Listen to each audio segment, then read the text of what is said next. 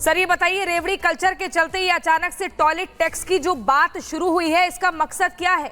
क्या इससे जो राज्य की स्थिति खराब हुई है, आर्थिक बदहाल स्थिति जो हो गई है, उसको ठीक कर पाएंगे? बीजेपी लगातार सवाल उठा रही है और कह रही है कि एकदम क्रैप लीडरशिप है।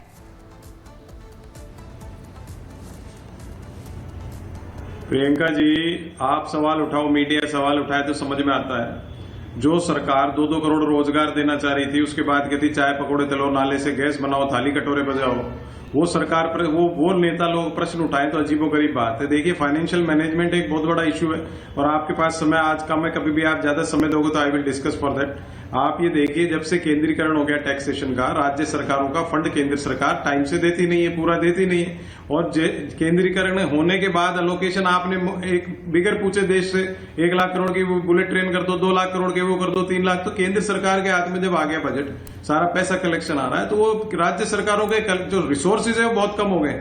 आप अभी बीजेपी की सरकार राजस्थान में आए, साल भर ही नहीं हुआ, आप बिजली के बिल देखिए कितने करंट लगा दिए बार बार बढ़ा बढ़ा करके, तो उस पर कोई सवाल नहीं करेंगे। लेकिन रेवड़ी कल्चर की जो बात कर रहे हो आप, फ्री बीज का जो एक पॉलिटिकल फैशन देश में शुरू हो गया, उसका मैं कभी भी समर्थक नहीं रहा। लेकिन सोशल वेलफेयर, सोशल एक कॉन्सेप्ट होता है सोशल सिक्योरिटी का, जैसे मनरेगा लाए, मनरेगा से अनऑर्गेनाइज सेक्टर दुनिया का सबसे बड़ा योजना लाई गई, उसमें उसको सोशल सिक्योरिटी प्रदान की गई। तो वेलफेयर के लिए सरकारें बनती है, कोई व्यापार करने के लिए नहीं बनती कि भाई आप देखिए, इसमें कोई वेलफेयर किसी का नहीं हो रहा है। इसमें से वेलफेयर होता है वोटों के नाम का, आपका वोट बैंक तैयार हो जाता है। और वही किया कांग्रेस ने भी, जो लगातार दूसरी पार्टियों पर सवाल उठाती थी, आज टॉयलेट की सीट पर टैक्स लगाकर अपने राज्य की स्थिति को सुधारने पर आ गई है। मैं आपके पास आऊंगी सूर्य प्रकाश मैथिल जी। पानी के बिल में सीवर टैक्स आता है कितने साल से? पानी के बिल में कितना सीवर टैक्स आता है? मेरे ही आता है सब जगह। बिजली के बिलों में कितने प्रकार के सेस लगाते हैं दुनिया भर के वादे किए थे ना राज्य में, इस पे कोई प्रश्न नहीं। महिलाओं को कहा था 1500 रुपए, हिमाचल की सुखू सरकार ने कहा था कि हम अगर सरकार में आएंगे 1500 रुपए महिलाओं को देंगे हर महीने। आप तो उनसे और पैसा ले रहे हैं, 25 रुपए नाम का टैक्स हर महीने। ये क्या बात है? पहले देंगे पैसा, फिर वापस लेंगे। सूर्य प्रकाश मैथिल जी बताइए। ठीक है, आपकी टर्न हो चुकी है। सूर्य प्रकाश मैथिल जी, क्या हो रहा है ये? एक तो ये कांग्रेस जो है पहले मुफ्त की रेवड़ियों के कल्चर को शुरू करती है, चलिए शुरू नहीं किया, उसको फॉलो कर रही है, और फॉलो करने के बाद जब स्थिति एकदम बदहाल हो जाती है, आपसी कलह की वजह से एकदम सर फुटब्बल वाली स्थिति हो जाती है, फिर ये गलती भी नहीं मानते। क्या बाकी और राज्य इससे सीख लेंगे कि फ्री कल्चर नहीं, रेवड़ी कल्चर को रोकना होगा, वरना राज्य की स्थिति बर्बाद हो जाएगी आर्थिक तौर पर? धन्यवाद। पहले तो आपको और पूरे देश को भारत माता की जय, वंदे मातरम। और आज हिमाचल प्रदेश की जनता कह रही है कि सोचते थे कि हम कितने मासूम थे ये, और क्या से क्या हो गए देखते देखते। आज स्थिति हिमाचल प्रदेश में किस प्रकार से अर्थव्यवस्था की है, ये आज ये जो टैक्स है ना टॉयलेट का, ये बता रहा है। और अभी मेरे भाई हैं कांग्रेस के, जो ये नेताजी हैं, ये बहुत बड़ी बड़ी बातें कर रहे थे कि टैक्स जो है वो गवर्नमेंट ले लेती है और ये है और वो है। मैं इनको बता देना चाहता हूं कि सेंट्रल गवर्नमेंट जो है वो जीएसटी में जितना हिस्सा जिन राज्यों का है वो हर साल रिलीज करती है, प्रॉपर वे में रिलीज करती है, ये आपको बता दूं।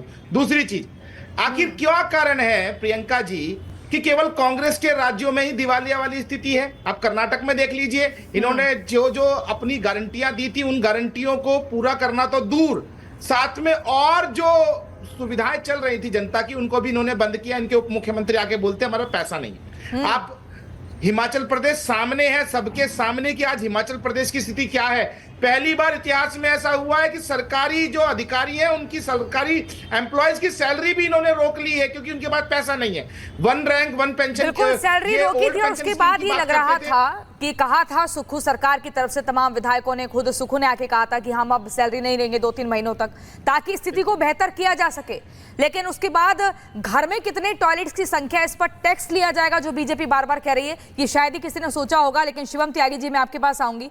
देखिए, कांग्रेस की अगर हम बात करें तो वहां पर डिनायल मोड भी दिख रहा है। वो कह रहे हैं कि हमने ऐसा नहीं किया, बीजेपी हमें जबरदस्ती घेर रही है, हमने कुछ और बात कही है, उसका कुछ और मतलब निकाला जा रहा है। हालांकि निर्मला सीतारमण की तरफ से ट्वीट भी होता है कि हाँ, हम एक तरफ स्वच्छता भारत का मिशन चला रहे हैं, और ये लोग जो है टॉयलेट की सीट पर ही टैक्स वसूलने की बात कर रहे हैं। देखिए, मैंने आज तक जो है अपने जीवन में खाने की चीजों पर टैक्स सुना था, मैंने आज तक जो है अपने जीवन में आसपास हर तरह की ग्रोसरी पर टैक्स सुना था, लेकिन ये कांग्रेस वाले चोरी के मामले में इनकी कोई बराबरी नहीं है भाई साहब। मतलब बताओ, टॉयलेट पे ही टैक्स लगा दिया। एक टॉयलेट की सीट पर जो है ये 25 रुपए या 50 रुपए या 100 रुपए कितने ले रहे हैं। मतलब कमाल हो गया भाई साहब। इनका एडवाइजर कौन है? कौन इनको, मतलब वो एक कहावत है ना कि बाप चले गए अंधेरे में बेटा पावर हाउस। नाना से लेकर, दादी से लेकर, पिताजी से लेकर, माताजी से लेकर, इस देश को तुमसे टॉयलेट तो दिए नहीं गए।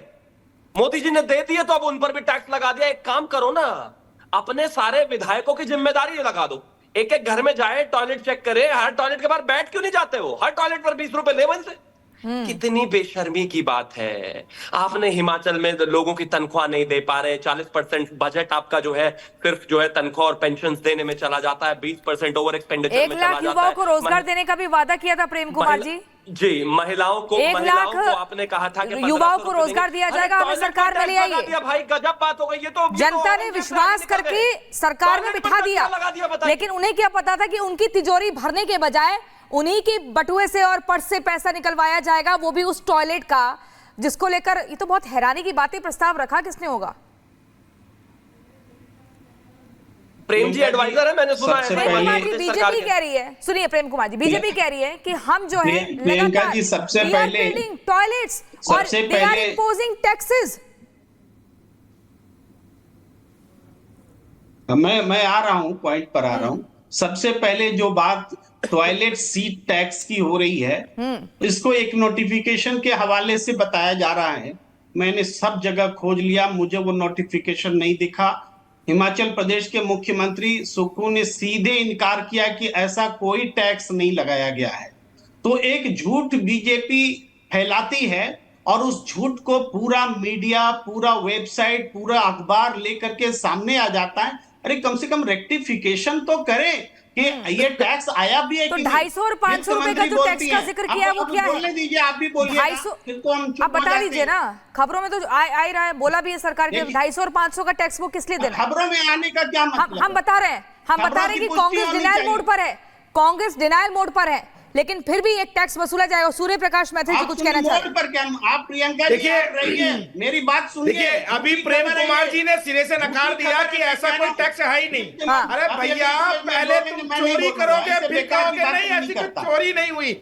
और देखिए प्रियंका जी, ये पूरा देश देख रहा है। अपनी एक मॉडल है नरेंद्र मोदी का।